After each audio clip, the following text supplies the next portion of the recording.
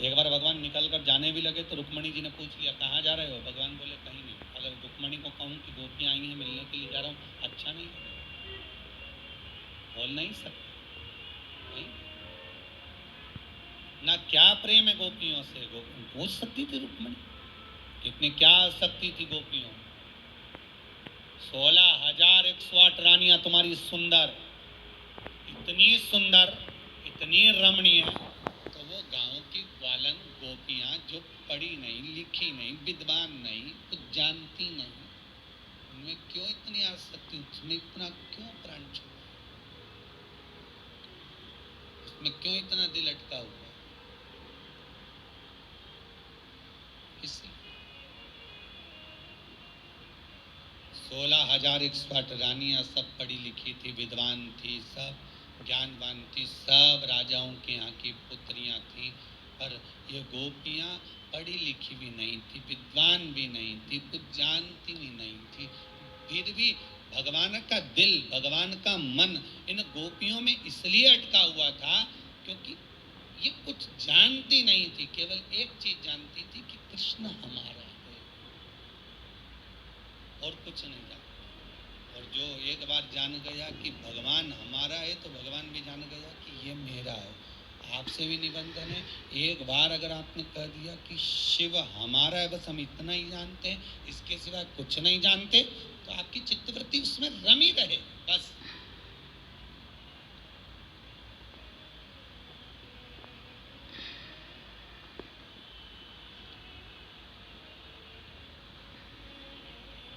फिर वो चित्तवृत्ति शिव में रमी रहे, कहीं भटके।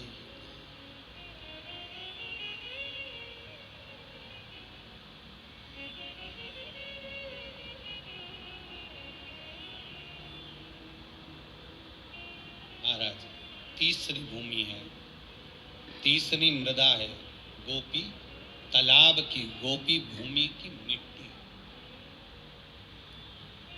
जहां पर भगवान कृष्ण प्रकट नहीं होते। सबसे पहले उस भूमि पर शंकर को जब गोपियों ने रुदन किया, रोती हैं तो गोपियां कहती हैं कृष्ण यदि सुन सकते हैं तो केवल शंकर की सुन सकते हैं। तो गोपियां शिव को बुला लेती हैं, बाबा आप पधारो। शास्त्र कहता है इस भूमि पर गोपियों ने बेलपत्र को तोड़कर भगवान शिव को समर्पित करा है। गोपी चंदन के नयन अश्रु से जो चंदन उत्पन्न हुआ था, जो मिट्टी हुई थी, उसका शिवलिंग का निर्माण कर कर उसकी पूजन करी। उसी शिवलिंग में से शंकर प्रकट।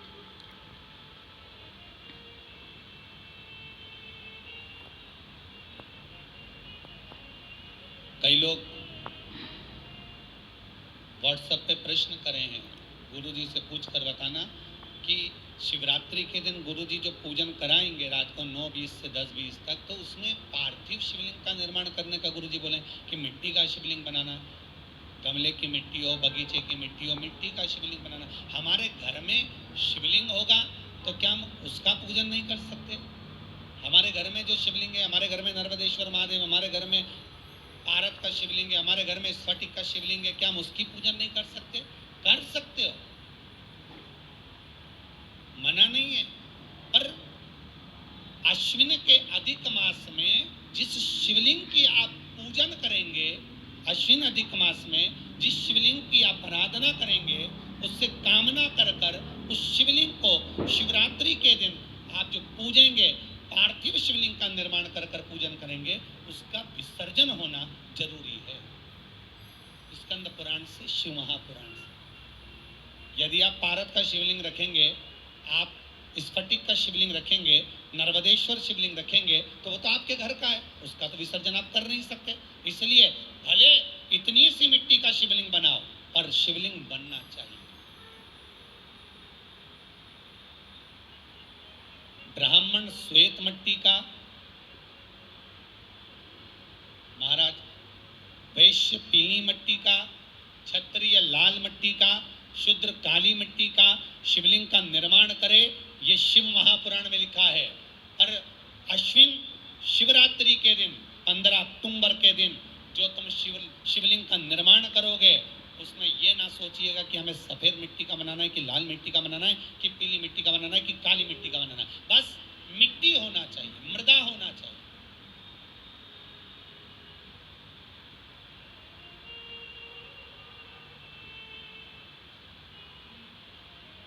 बस मिट्टी, मृदा। महाराज, पार्थिव शिवलिंग का निर्माण केवल आप लोग ही नहीं कर रहे हो। पार्थिव शिवलिंग का निर्माण शिव महापुराण की कथा कहती है, लिंग पुराण की कथा कहती है, इंद्र, बृहस्पति, चंद्र, जितने 33 कोटि देवता हैं, इन सब ने पार्थिव शिवलिंग का निर्माण किया है। बस अंतर इतना था, कोई ने शिवलिंग बनाया तो पन्ना का बनाया, कोई ने मोती का बनाया, कोई ने अक्षत का बनाया, कोई ने स्फटिक का बनाया। निर्माण उन्होंने भी करा, पार्थिव शिवलिंग का निर्माण कर रहे हैं, पर जितना जिसका भाव था उसके अनुसार उन्होंने निर्मित करा, उसका विसर्जन भी किया।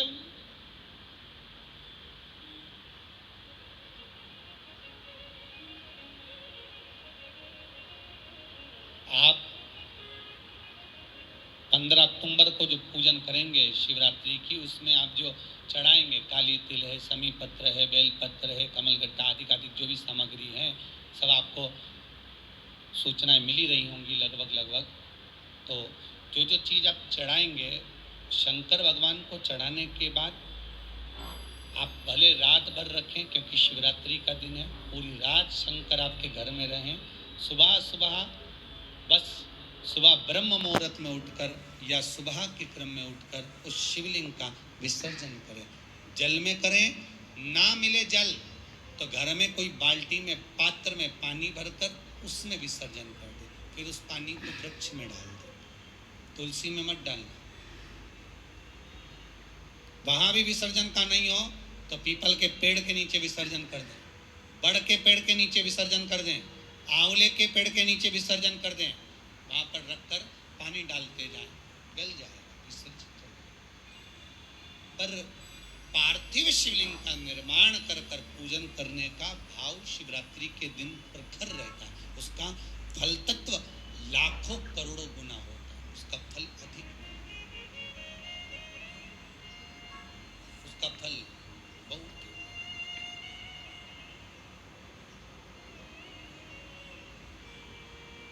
महाराज भगवान शिव का सुंदर भाव प्रकट किया तो 3 जगह की मिट्टी का स्मरण, सूर्य कुंड, गौबंदने का स्थान, तीसरा गोपीतल, तो वहां पर शिव की आराधना करी। भगवान शंकर जब प्रकट हुए उस पार्थिव शिवलिंग में से, भगवान जब निकलते हैं बाहर, प्रकट होते हैं बाहर, पूछा, गोपियों तुम्हें क्या चाहिए, किस लिए तुमने मुझे पुकारा? तब शंकर भगवान ने जब गोपियों से पूछा तो गोपियां कहती हैं, हम कृष्ण को पुकार रहे हैं, वो आते ही नहीं।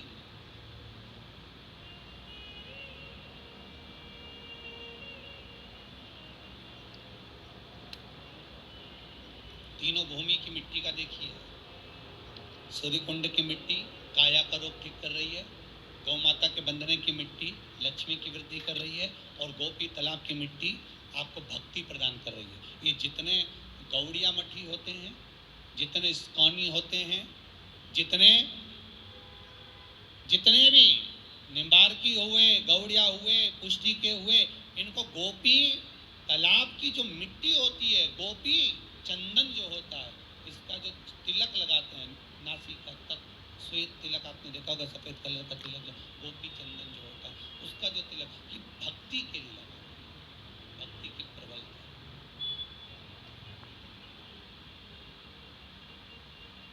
अब भले ये कहें कि हम शंकर को नहीं मानते, हम शिव जी का स्मरण नहीं करते, पर गोपी तालाब की भूमि गोपी चंदन को लगाया तो शंकर का स्मरण तो हुआ है।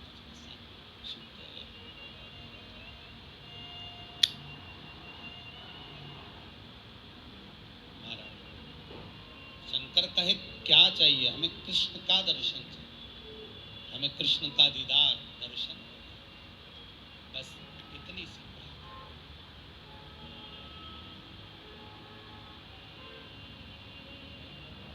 हमें एक बार उनसे मिलन, नीन लड़े गिरधारी से मैं उनकी हो गई।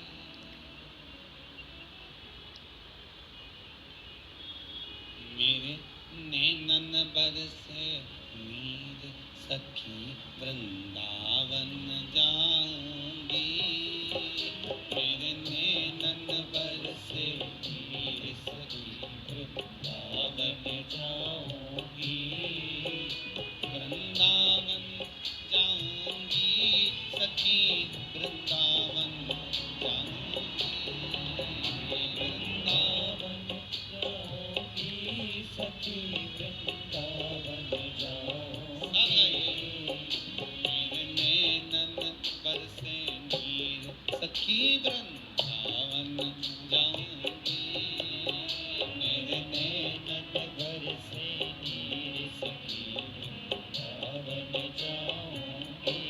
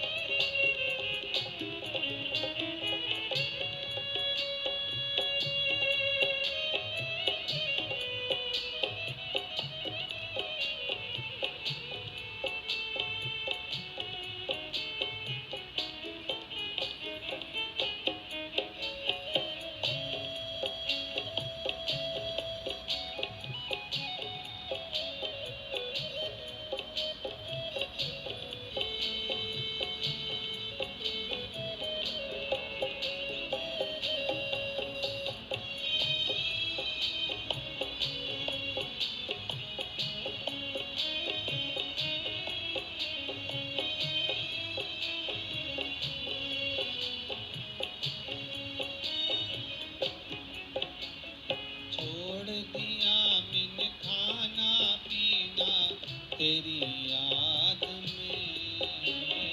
छोड़ दिया मैंने खाना पीना तेरी याद में। ओ छोड़ दिया मैंने खाना पीना तेरी याद में। छोड़ दिया मैंने खाना पीना तेरी याद में। मेरे मन में नहीं है फिर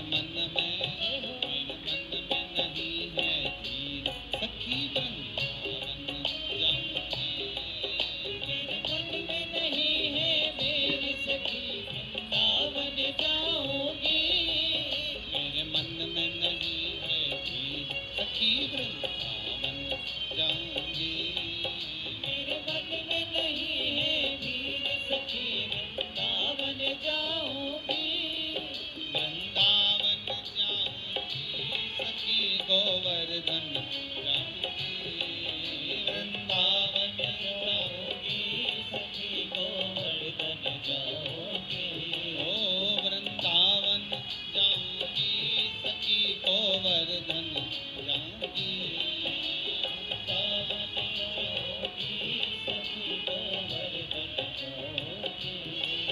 मेरे नैनन बरसे नीर सखी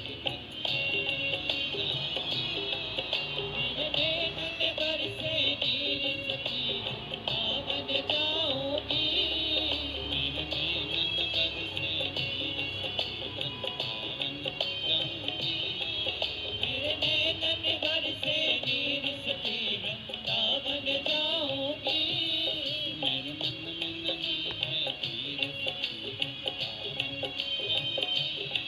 मेरे मन में नहीं है धीर सखी वृंदावन जाऊंगी, मेरे मन में नहीं है धीर सखी वृंदावन जाऊंगी, मेरे मन में नहीं है धीर सखी वृंदावन जाऊंगी। भगवान शिव से गोपियां कह रही हैं कि हमें मिलन करना है उस पर, वो मिल जाए बस,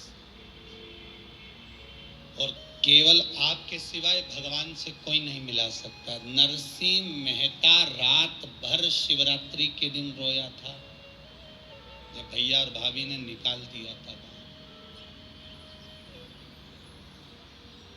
नरसिंह मेहता को धक्के मारकर जब भैया और भाभी ने निकाल दिया, रोता रहा। शिवरात्रि के दिन रात भर रोया।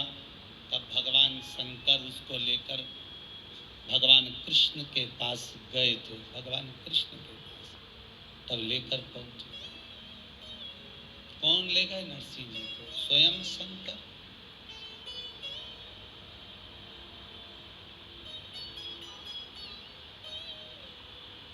शिव जी के सिवाय शंकर अगर करुणा ना करे तो राम भी नहीं मिल सकते और कृष्ण भी नहीं मिल सकते। शंकर, इसलिए रामचरितमानस की शुरुआत शंकर से, भागवत जी की शुरुआत शंकर से। ऐसी कोई पुराण बता दो जिस पुराण में शंकर से शुरुआत नहीं है। विष्णु पुराण की शुरुआत शंकर से, अग्नि पुराण, नर्मदा पुराण, पद्म पुराण, गरुण पुराण, वराह पुराण, भविष्य पुराण, जितनी पुराणे सबकी शुरुआत शंकर से हुई है।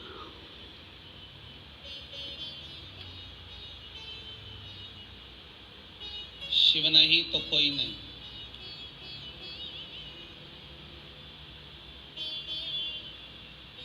शुरुआत भी उन्हीं से और एंड भी उन्हीं से।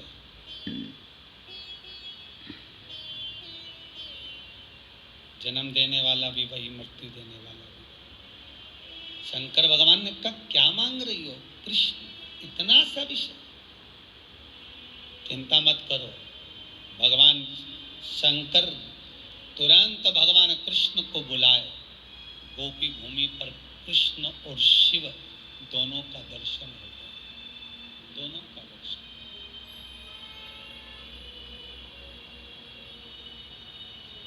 इसलिए गोपी तालाब की ये भूमि की मिट्टी जीवन का सुख देने वाली है।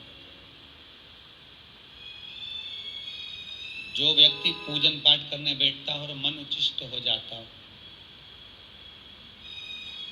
किसी काम के लिए निकल कर जा रहे हो और वो काम आज की जगह कल टाला जा रहा है, कल की जगह परसों टाला जा रहा है, परसों की जगह नरसों टाला जा रहा है कि परसों हो जाएगा, नरसों हो जाएगा।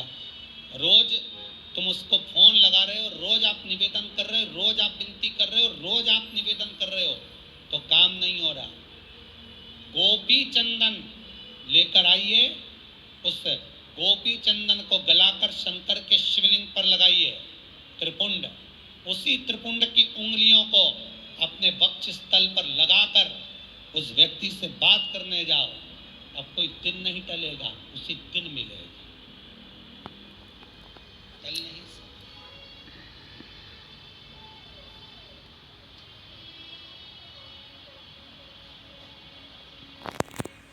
साउथ में महाराज कड़ेली आपने देखा होगा, साउथ साइड में तो पीला चंदन तो शंकर जी को लगाते ही नहीं। वहाँ शिवलिंग पर साउथ में आप चले जाओ, मद्रास साइड में, चेन्नई साइड में, आप जितना भी साउथ में जाएंगे वहाँ पर केवल गोपी चंदन ही शंकर को लगाया जाता है। काले पाषाण के शिवलिंग पर सफेद गोपी चंदन लगाया जाता है। वहाँ ये पीला चंदन नीला चंदन कुछ नहीं, वहाँ तो केवल गोपी चंदन। क्यों?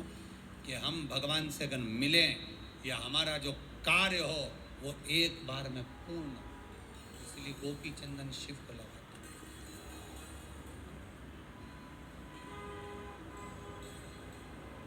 गोपी चंदन भगवान।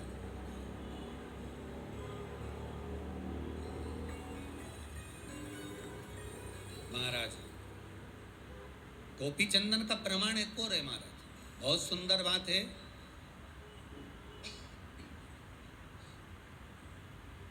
यदि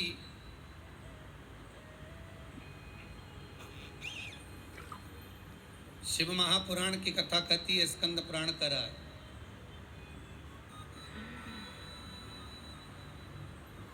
कोई व्यक्ति पैसे खाकर बैठ गया, नहीं दे रहा, 50 फोन आपने लगा लिए, पैसा आ ही नहीं रहा, तुम तो खुद इतने दुखी हो गए हो कि दूसरों को तुम्हें पैसे देना है और तुम्हारा पैसा दूसरी जगह से लेना, वो दे ही नहीं रहा, और जो लेने वाले हैं वो तुम्हारे प्राण खाए जा रहा है, हमारा पैसा दो, हमारा पैसा दो। अब दूसरे तुमसे मांग रहे हैं और तुम्हें दूसरे से लेना है और वो दे ही नहीं रहा। गोपी चंदन का बड़ा महत्व है। बेलपत्री पर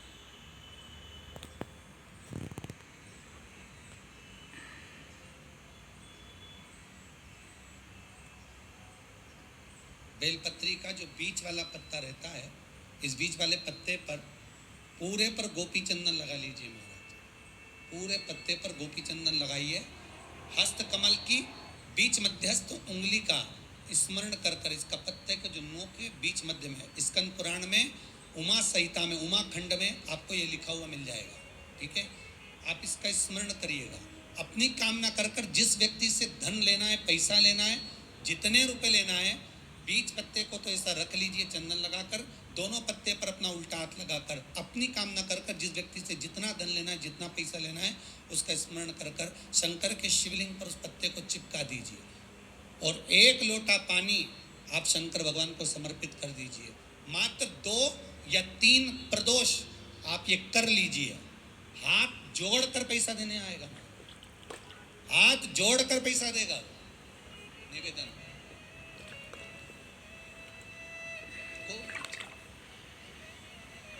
शिव और कृष्ण जिस भूमि पर मिले हैं वो भूमि कोई साधारण नहीं हो सकती।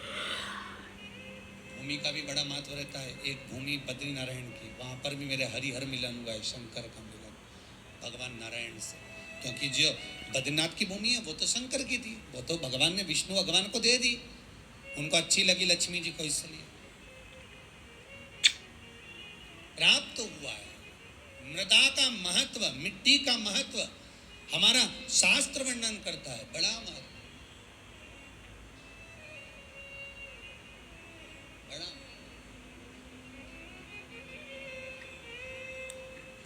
महाराज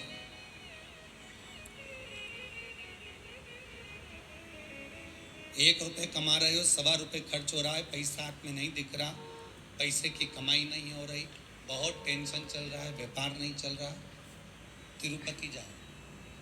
तिरुपति में कहाँ जाना है? मंदिर में दर्शन करना है क्या?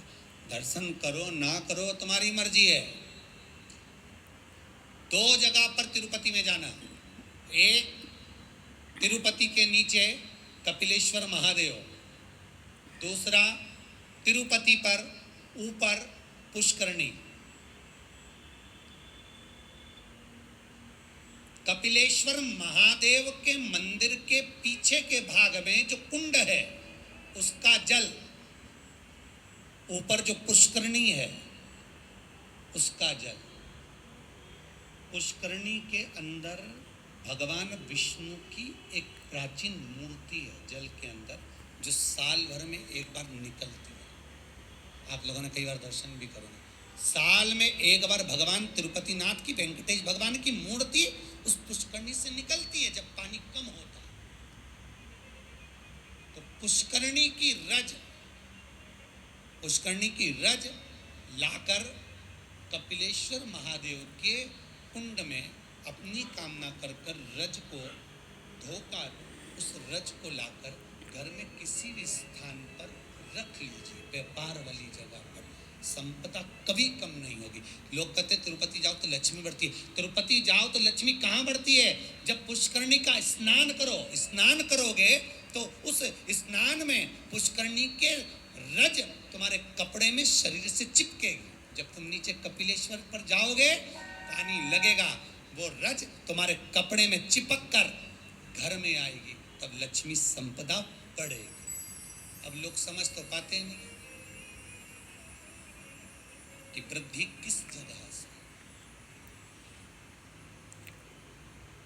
स्कंद पुराण में पुष्करणी का, कपिलेश्वर का महत्व जो वर्णन किया गया है उसको अवश्य सुनिए। और अगर आप लोग पढ़ नहीं सकते तो मुंबई में जो महेश्वरी समाज ने स्कंद पुराण कराई थी 2 अधिक मास पहले, वो 1 अधिक मास पहले, तो उसका स्मरण मुंबई की महेश्वरी समाज अंधेरी की स्कंद पुराण हमारे चैनल पर पड़ी होगी, आप उसको सुनना निकाल। अगर आप पढ़ नहीं सकते स्कंद पुराण तो उसको सुनो, उसमें भी हमने व्याख्यान वर्णन किया उसको कि मिट्टी का, मृदा का क्या क्या महत्व है, उस मृदा का क्या महत्व है, उसका वर्णन शास्त्र करते हैं। तो यहाँ पर शिव महापुराण कर रही है, शिलाद भगवान का भजन करने वाला नंदीश्वर का जो भाव प्रकट करा है, ये नंदी कोई साधारण सा नहीं है, नंदी शिव का उपासक है। भगवान शंकर ने जो उम्र कम दी है, भगवान शंकर ने जो शिलाद नामक मुनि को, ब्राह्मण को जो नंदी पुत्र दिया, उसकी उम्र कम रखने का कारण केवल इतना है कि ये भटकता है कि नहीं भटकता। भगवान दुख देता है ये देखने के लिए कि तुम कितना भटक रहे हो। भगवान तकलीफ देता है इसलिए कि तुम कितना भटक रहे हो। बेटा और बेटी का ब्याह करना है, सारे रिश्तेदारों को फोन लगाकर बोला है, मामा जी को भी बोल दिया भैया लड़के की लड़की देखना, काका जी को भी बोल दिया, बुआ जी को भी बोल दिया, फूफा जी को भी बोल दिया, सब दूर बोल कर रखा। वो मामा, काका, बुआ, फूफा अपने बच्चों के लिए लड़का लड़की देखेगा पर तुम्हारे लिए नहीं। भगवान ये दिखाना चाहता है कि तू अभी तक दुनिया के सामने जाकर बोली, अभी तक दुनिया से तूने कहा, अब एक बार शंकर के पास जाकर कहना, शंकर से निवेदन करना, शंकर से अनुमोदन करना।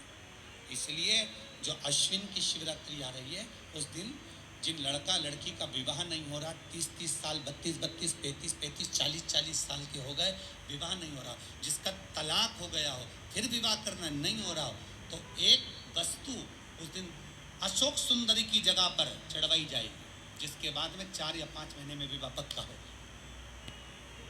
शिवरात्रि के दिन